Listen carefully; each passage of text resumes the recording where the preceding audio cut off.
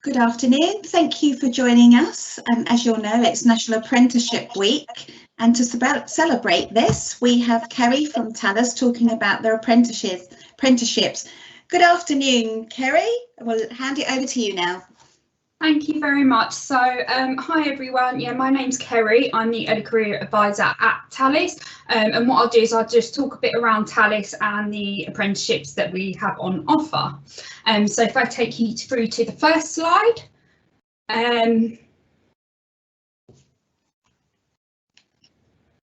What I'll do now is just talk a bit about Thales, what we do, and things like that. So we work across 5 different sectors, so security, space, ground transportation, and things like that. So as you can see on here, this is just a bit of information on the products we do. So 2 out of 3 aircrafts take off and land using a Thales equipment.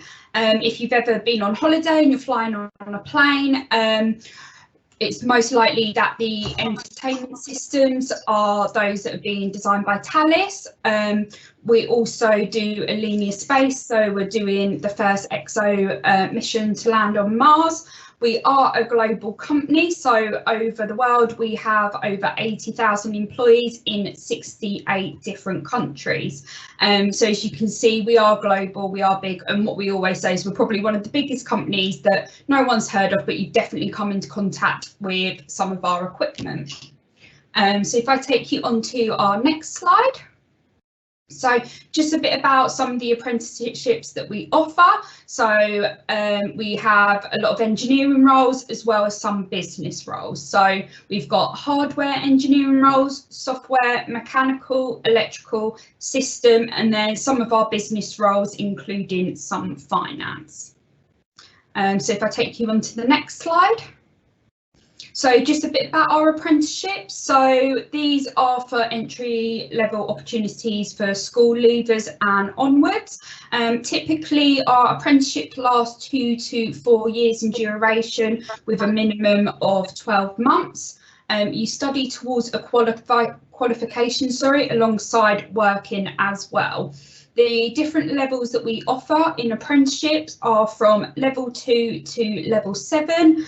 And there's different modules that can be dependent on the apprenticeship that you've applied for. So it can either be a day release or a block release, to university or college. And obviously at the moment as well, there are some virtual in there. So with apprenticeships, they are a fully funded qualification, so you won't have any debt, which is always music to people's ears.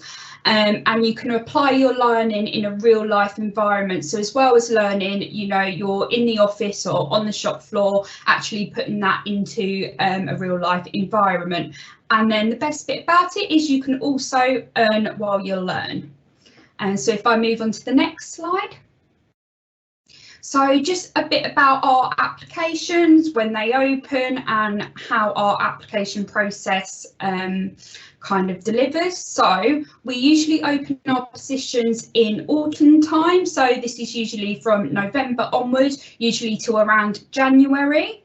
And then we run our assessment centres from February to May, and then the start date is usually in the September.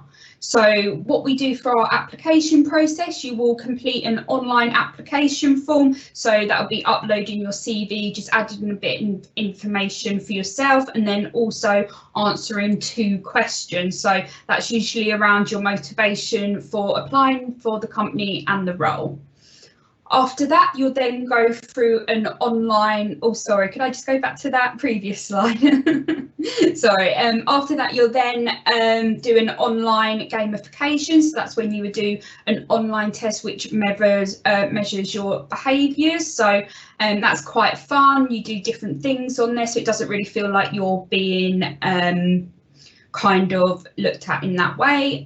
You'll then go on to assessment centres. So in previous years, obviously they've been face to face, but at the current moment we'll have to do them all virtually. So that usually includes an interview and 2 games with regards to group activities. So in previous years we've had things like escape rooms, which is quite fun. And then obviously should you be successful, that will then go to an offer. So if I move on to the next slide.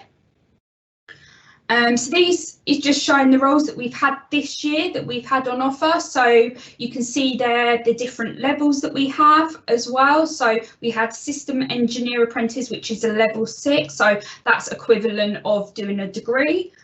We had the Test Design Engineer Apprenticeship as well. So again, a level 6. Then we had an Environmental and Material Science Apprentice, which is a level 3. So that's a equivalent of kind of doing your A levels.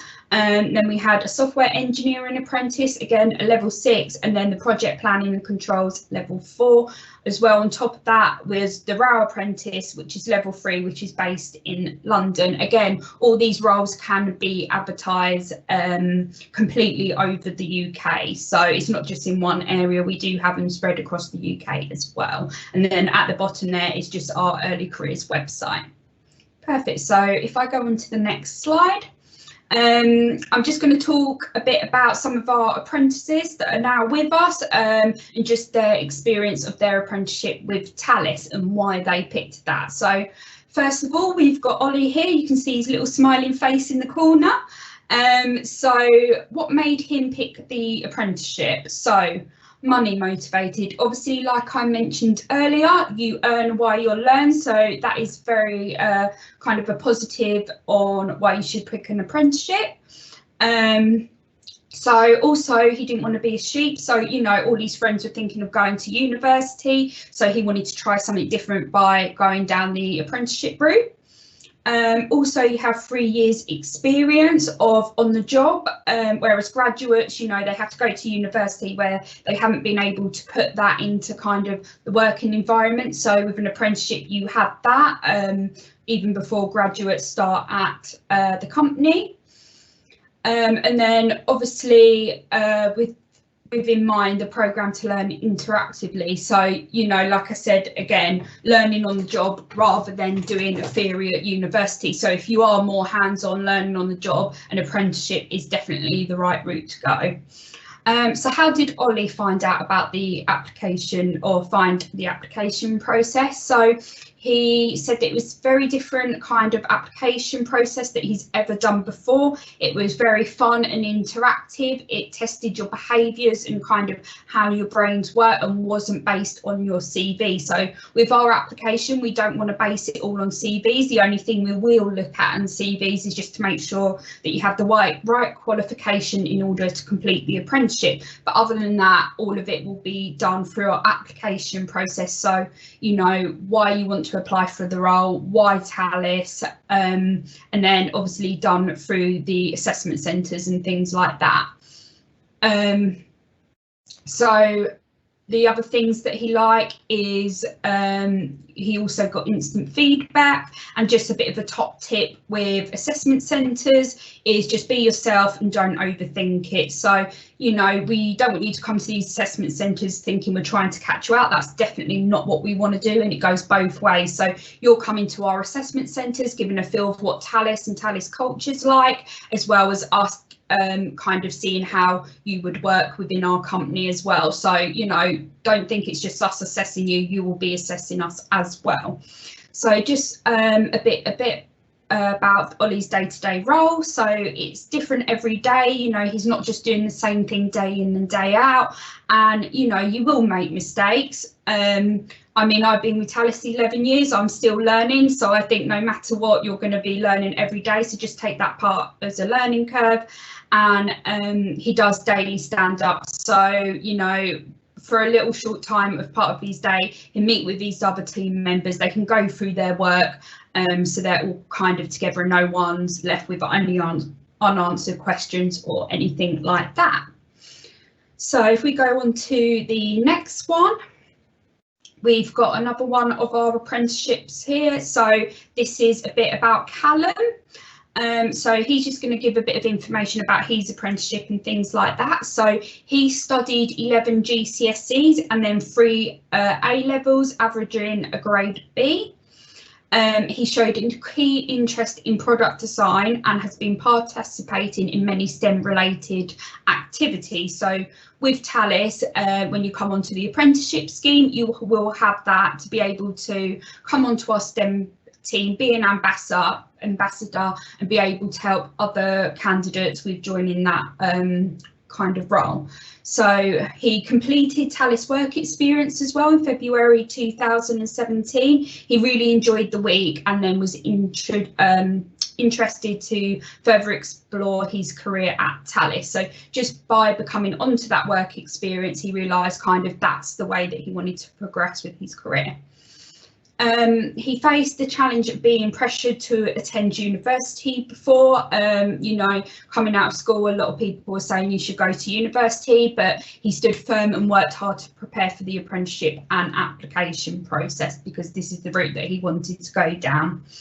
So when the apprentice positions were live, he was immediately drawn to the mechanical designing role, as it would allow him to continue enjoying what he was doing. So he was really glad when he was able to secure the job. And again, like Ollie says, no 2 days are the same. So he feels whenever he comes into the company, the days are always different on a day-to-day basis. Also, again, being able to learn whilst learning, it's also resulted in him opening of other great opportunities and pathways. So especially with a company like Thales, there's so many different things that you can get involved with. Again, like I said, we work across 5 different sectors, so it'll give you that opportunity to see that. He also mentioned that Thales has fully supported him with efforts outside work, where he can act as a mentor or advisor to younger students who wish to pursue a career in STEM.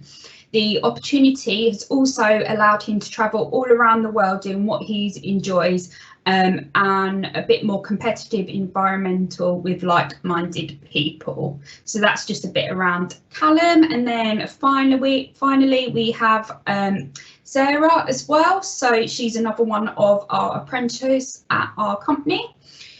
So what she did before the apprenticeship. So Zereh was in 6th form studying maths, physics and geography. She completed an EPQ and involved in extracurricular activities. She had a little coding experience, but had a lot of enthusiasm. So a bit about what Zereh does in her role. So she's writing codes and scripts, talking to internal and external customers, and collaborative working between different teams.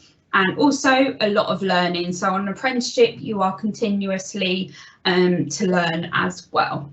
So challenges she faced, pressure on whether deciding to go to university or the apprenticeship, and also not understanding software principle immediately before starting the apprenticeship programme. So the benefits of doing a software apprentice: you get a head start on your career, gain invaluable experience and job security, as there is a high demand for software engineers, and a variety of routes you can specialise in, such as front-end engineer, QA engineer and DevOps engineer. Perfect. So that's a bit all about our apprentices that we have here at Thales. So I think that is it, and we'll hand over if you have any questions for us.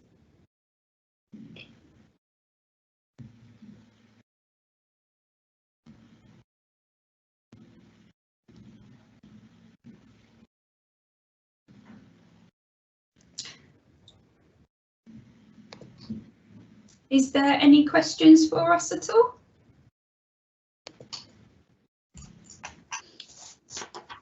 Kerry, we have a question. Oh, brilliant. How have your current apprentices continued with their apprenticeships during lockdown? Yep, so obviously lockdown has kind of thrown a spanner in the works. So we have still managed to get the apprentices to do their online work as well. So a lot of it is moved to virtually. So those apprenticeship apprentices that can work from home have been working from home, but if it is meaning that you need to be on the shop floor, Thales have put in place obviously all the stuff that they can to make sure that everyone's safe. So in the office that I work with, there's a one-way system. You have to wear masks so everybody is safe, and also we have a temperature thing on site, so whenever someone comes in you take their temperature, so to make sure that everybody is safe. But if apprentices can work from home, then they will, and again a lot of it is moved to online learning as well. Thanks, Kerry. We have another question. What do you do if you don't actually like STEM subjects and sciences? Are there other apprenticeships you can apply for? Yeah, absolutely. So we don't just do STEM subject apprentices, so we do some business. So I think this year we had bid and project management, so like a project control management business apprenticeship. In previous years we have had finance apprenticeships and procurement apprenticeships, as well as HR. This can change from year to year depending on what the business require, but those are kind of some of the business roles that we do have. So with that, you don't need to be doing any particular subject to be able to apply for those apprenticeships. Thank you, that's very useful. And another question for you. Being an apprentice, do you feel like you have missed out on the uni lifestyle? So I haven't been an apprentice myself, so obviously that's hard for me to answer. So I don't know if any of my apprentices are actually on the Q&A where they can answer that at all. We have Zereh, so we'll see if Zereh can provide us with an answer. In the meantime, we've got, what qualifications do you need to get into this apprenticeship? So with regards to that, it depends what level you apply for. So level 3 is usually your GCSEs. We require 5 GCSEs from A to C. And usually we want, at least if it is a STEM apprenticeship that you're going for, we need at least maths and a STEM subject. And then if you're applying for a level 6, we will need 3 A levels, which will be a B, B, C. So I think that works out between 4 to 9, doesn't it? Because I know they've changed recently. And also you can do an equivalent B Tech. So if you have done an equivalent B Tech, so something within science or computer science, then we can do that. And then some universities say that you might have to do a maths alongside that as well. So for the higher levels, you do need those A levels or B Techs, and then for the level 3, it can just be GCSEs. Perfect, thank you. How many people do you accept per year? So again, this changes year to year, but I would say roughly we employ about 60 apprenticeships. I think this year it's just slightly under, so I think it's about 57 that we're hoping to employ this year. Thank you. And another question, how long does it take back? Once you've applied for an apprenticeship, how long before somebody will find out if they have a place?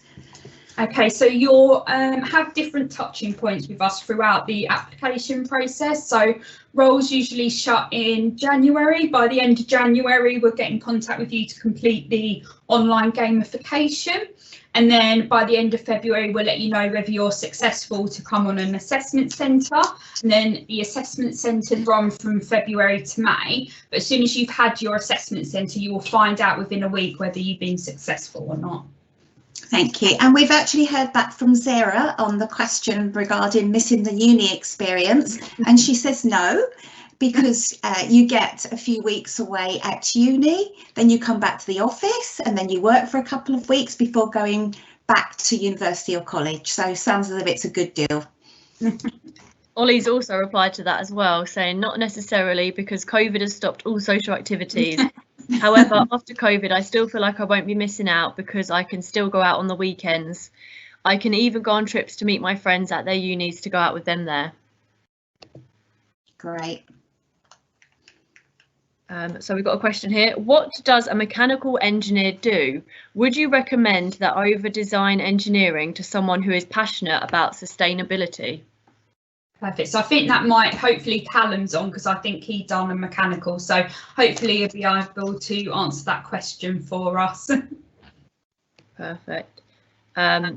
Oh, this is a good one. What kind of attitude do you need to get in? Okay then, so I think we're always looking for people with passion. Obviously we want people to really be passionate about the work that Thales does as a company, and also about the role. So we want you to be passionate about the role. So whether it's software engineering or manufacturing or electrical, we want you to really have that passion for that role and that drive, to be able to kind of have your input and stuff like that. Obviously, we want to see people being team players and things like that. But I think definitely the passion for the company and the work you're going to be doing is definitely one of the big ones. Thanks, Kerry. A question here is, which location is the apprenticeships based at? Is it from your head office in Sussex, or do you have other offices around the country? Yeah, so we have offices all up and down the UK, so it won't just be at our headquarters. So we have 7 main sites, so that's as far north as Glasgow. You've got Cheadle, which is around the Manchester area. You also have Crawley, which is one of our probably biggest sites, Reading, Belfast, Templecombe, which is more down south, Bristol. So we do have them around. Again, year to year that can change, but I would say across the 7 major sites is where we should usually always have apprenticeships. That's great, thank you very much. Somebody says, how can I apply? I think we can share a link with everyone afterwards, unless you've got any other advice.